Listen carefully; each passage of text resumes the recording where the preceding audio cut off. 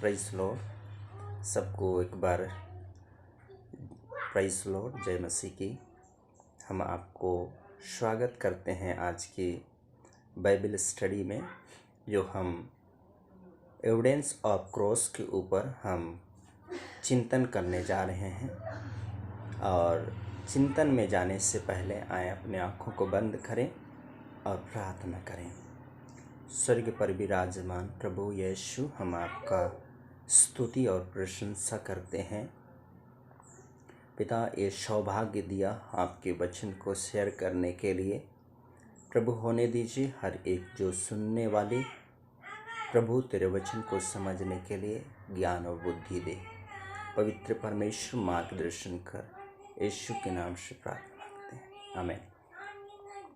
हम आज देखने जा रहे हैं क्रॉस के ऊपर की घटना को, जो विशेष घटना घटी है।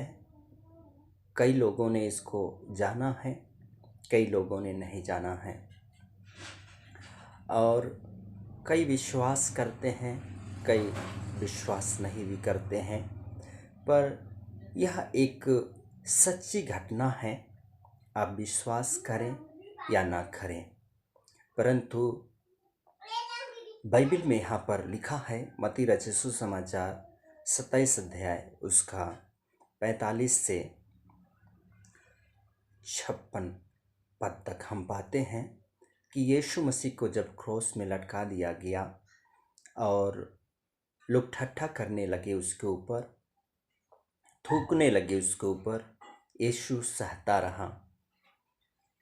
उसका शरीर को लहूलुहान छल्ली कर दिए, पर भी उन्होंने सामना करता रहा और वो समय का इंतज़ार करता रहा। और जैसा समय उसका पूरा हुआ, यीशु ने अपना प्राण ऊंचे आवाज़ से त्याग दिया है।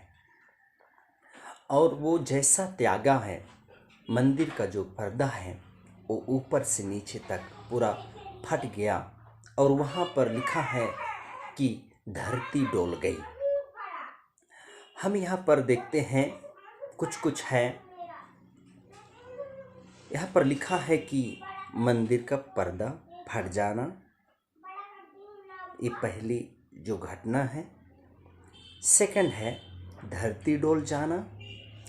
थर्ड है चट्टानें तड़क जाना। एंड फोर्थ है मुर्दे जी उठना।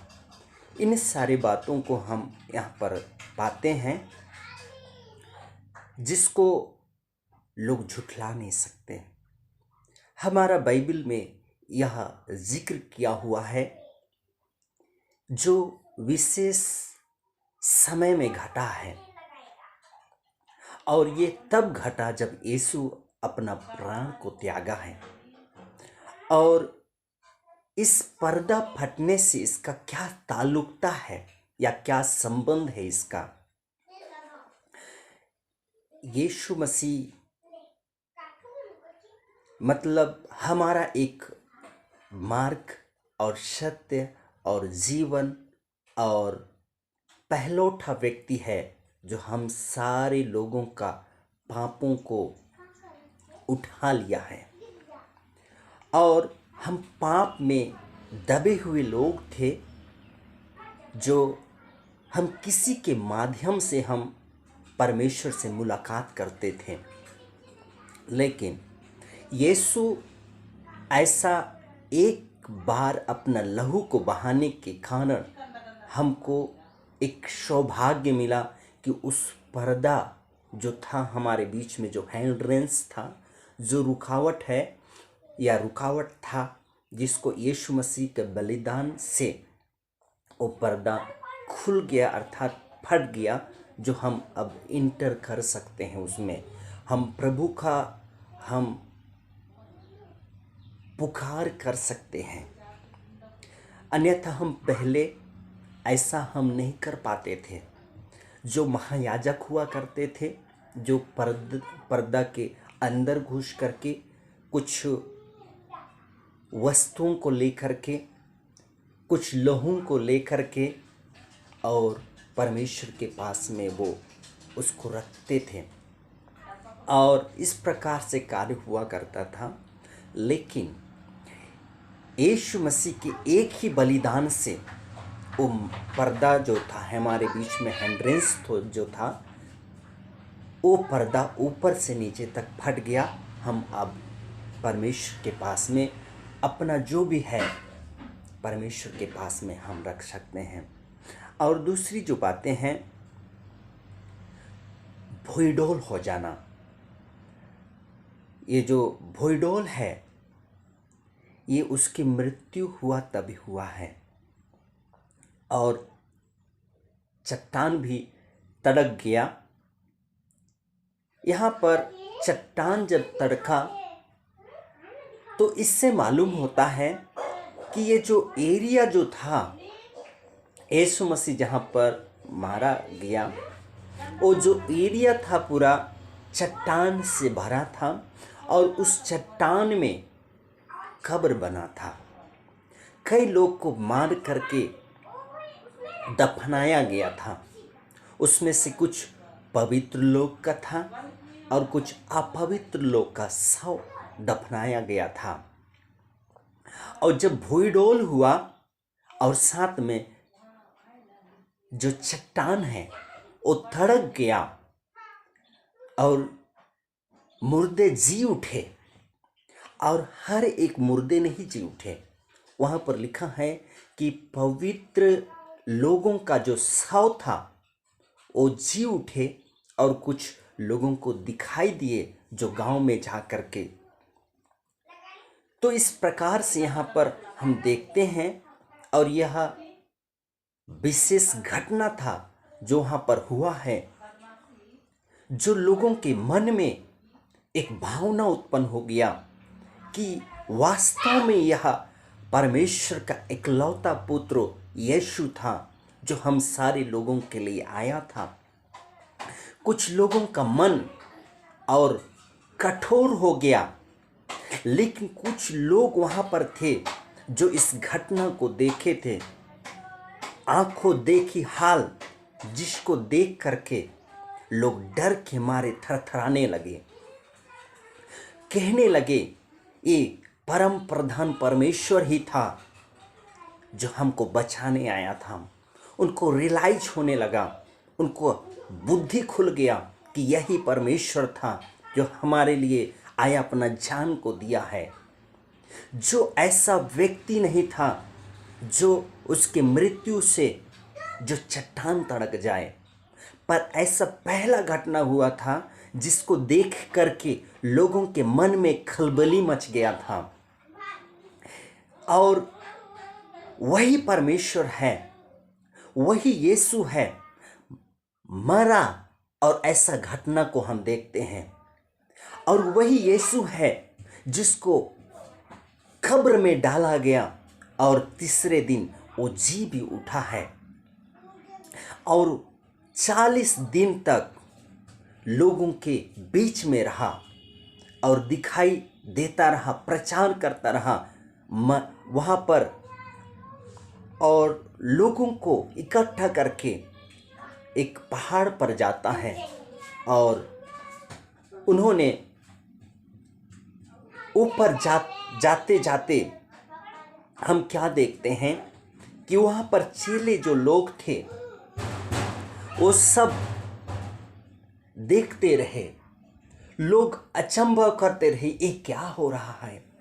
परंतु कहा यीशु मसीह कि मेरा जाना तुम्हारे लिए अच्छा है, क्योंकि मैं जाऊंगा, पिता से विनती करूंगा और तुम्हारे लिए एक सहायक को ले लेगा जो तुम्हारा मार्गदर्शन करेगा, तुम्हारे संग संग रहेगा। और जब बादल छुपा लेता है तो वहां पर आवाज आता है स्वर्गदूत के, जिस प्रकार से तुम जाते देख रहे हो वैसे तुम फिर से आते देखोगे। ये हमारे लिए बड़ी सौभाग्य की बातें हैं कि जैसा हमने जाते देखा है वैसा फिर से इस दुनिया पर आते हम देखेंगे।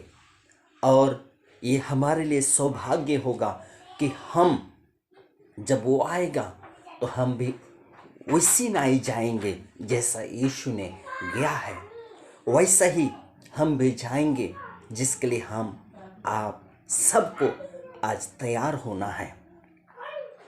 अपने मन को कठोर ना करें कि हम कौन सा रिलीजन के हैं।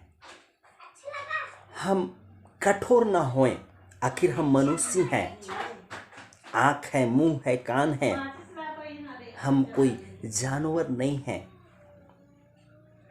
हमारा रंग अलग हो सकता है, हमारा रूप अलग हो सकता है, हमारा सोच अलग हो सकता है, पर हमारा परमेश्वर एक ही हो सकता है। अपने मनों को कठोर ना करें, अपना सोचें हम किस जगह के लोग हैं या कैसा लोग हैं, हम बड़े लोग हैं या छोटे लोग हैं, परमेश्वर सबका परमेश्वर है। आज जो है जिंदा है तो इस कारण है कि आज परमेश्वर हमारे साथ है। परमेश्वर हमको संभाल के रखा है। जिस परमेश्वर ने आकाश और पृथ्वी को बनाया, वो परमेश्वर हमको सिखाने के लिए इस दुनिया पर आया, जिसको हम पहचान नहीं पाए। और वही परमेश्वर फिर एक बार इस दुनिया पर आने वाला है, जो जगत का न्याय करने के लिए वो समय ठहराया है, जिसको हमको जानना जरूरी है। और हम बताना चाहेंगे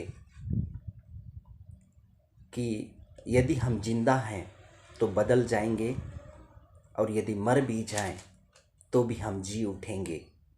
मरने के बाद भी परमेश्वर उनको जिलाएगा अपने कामों के अनुसार, उनको प्रतिफल देने के लिए। आप सोचते होंगे हम बड़े लोग हैं, आप जानते होंगे आप स्मार्ट लोग हैं, पर भी परमेश्वर का वचन बताता है कि मैं तेरे आत्मा से भाग के मैं कहाँ जाऊं। आकाश में जाऊं तो तू वहाँ है, अधोलोक में जाऊं तो तू वहाँ है, समुद्रों में जाऊं तो तू वहाँ है। हे परमेश्वर, मैं तेरी आत्मा से भागकर कहाँ जाऊं। मतलब कहने का है कि आप छोटा हो, बड़ा हो, काला हो, गोरा हो, परमेश्वर की उपस्थिति हर एक जगह है, और वो हर एक के कार्यों के अनुसार उनको प्रतिफल देने के लिए उनको जिलाएगा। यदि मर भी जाएं तो वो हमको जिलाएगा। हम आखिर भाग के कहाँ जाएं? हम क्या चीज पर घमंड करें? क्या हमारे पास अच्छी वस्तुएं हैं, अच्छा पर्सनालिटी है, किस पर घमंड करें? आखिर जाना है, मिट्टी पर ही मिलना है, तो घमंड किस बात पर? हम लोगों को घमंड दिखाए ना, पर आत्मिकता में घमंड तब बढ़ते जाए कि हम प्रभु में आगे कितना बढ़ रहे हैं, हमारा प्रार्थनामय जीवन कितना है, हमारा परमेश्वर के साथ कितना संबंध है, परमेश्वर हमसे कितना बातें करता है। इस पर हमारा एक अंदर से घमंडता होना चाहिए कि मैं कुछ कर सकता हूं परमेश्वर में, हम और चीज़ों पर नहीं।